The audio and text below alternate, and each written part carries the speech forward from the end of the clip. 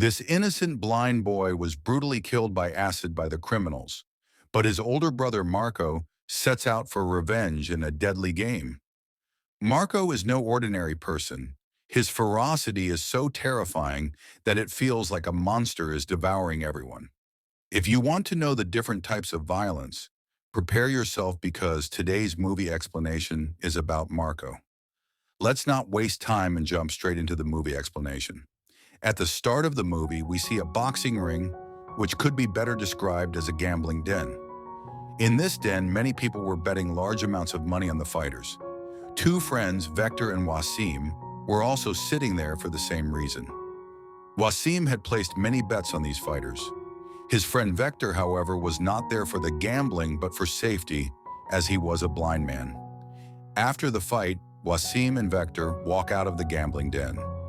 During this time, Wasim receives a call from his older brother Tariq.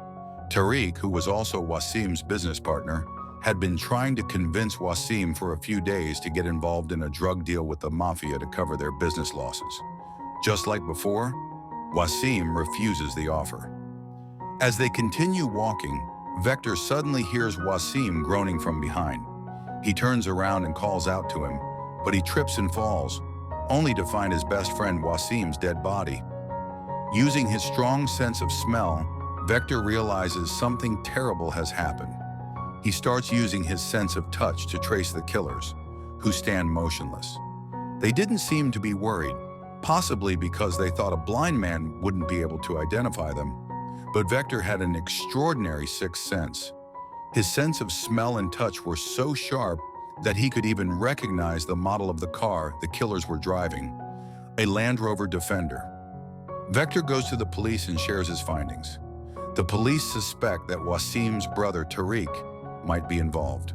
When they question him, Tariq dismisses the investigation, stating that they are wasting time. Tariq even arranges a funeral for his brother following Islamic traditions. During this event, the Land Rover Defender arrives. From a distance, Vector can sense the car's arrival and knows that the killers are near. The leader of the group, Russell, greets Tariq, revealing that he and Tariq are behind Wasim's murder because Wasim had been interfering with their drug business. Tariq had no hesitation in eliminating his own brother. Vector realizes that the true killer of his friend is still out there, so he quickly calls his girlfriend, Aisha, to tell her that he has something important to discuss. But before he can say anything, Russell's men kidnap him and take him to their hideout. There, Russell informs him that Tariq had ordered Wasim's murder because he was hindering their drug dealings. When Vector threatens to expose everything to the police, Russell immediately dumps him into a vat of acid, causing his body to melt away. To make things worse, Russell films the entire event.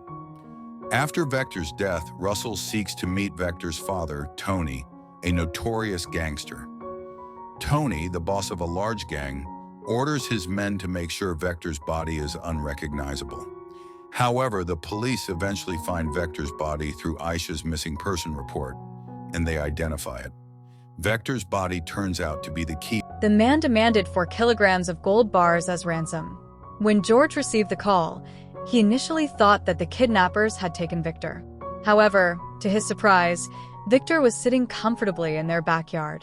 Realizing this, George understood that the kidnappers had essentially brought trouble upon themselves. Instead of Victor, they had kidnapped the dangerous Marko.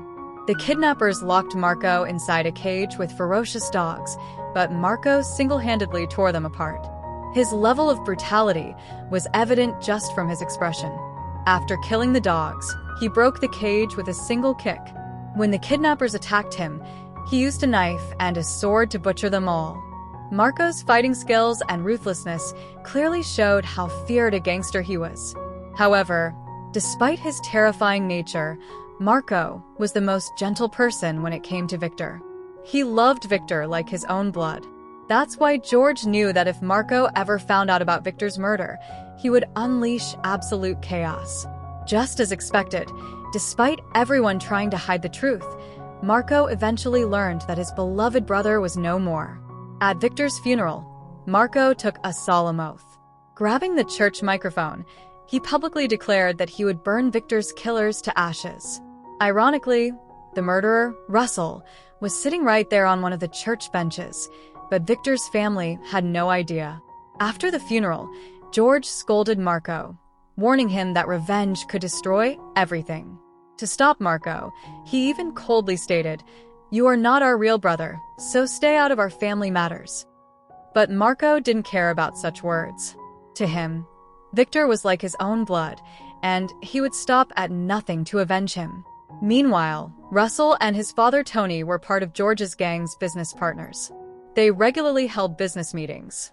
During one such meeting, Tony introduced Russell to George and suggested forming an investigative team, led by Russell, to find Victor's killer.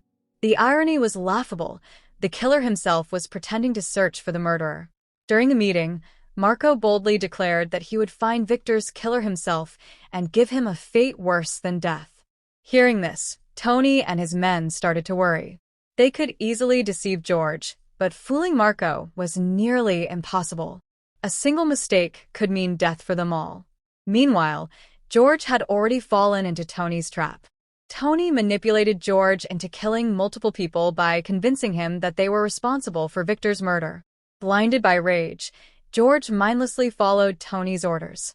But Marko continued his investigation in his own way. He discovered from the police that Victor had been burned with highly potent hydrofluoric acid. He also found a possible link between Victor's murder and Wasim's death. So, he started looking into Wasim's case. Tony's gang was terrified of Marko, but no one was more scared than Tarek. Tony warned Tarek that if he accidentally revealed anything to Marko, he would be sent straight to hell. Eventually, Marko confronted Tarek and interrogated him. Tarek admitted that the last time he saw Victor was at Wasim's funeral, but he claimed to know nothing beyond that. Marko then suddenly asked him about his relationship with Wasim. The question made Tarek extremely nervous. Had Marko already figured out the connection between the two murders? Fearfully, Tarek replied that Wasim was like a brother to him. However, as you already know, Wasim's real killer was someone else. Though Marko hadn't realized it yet, he told Tarek that there was definitely a link between the two deaths and that he would soon send the killer to his grave.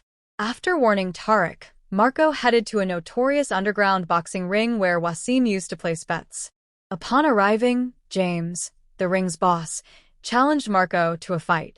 Unbeknownst to Marko, Russell had already recruited James to his side. Russell knew that Marko would come to this place searching for Wasim's kidnappers. So, he instructed James to describe a random suspect who looked nothing like Russell. That way, Marko would chase a false lead and never find the real culprit. Following the plan, James challenged Marko, but Marko brutally beat him down. Even when James' men attacked together, they couldn't lay a finger on him.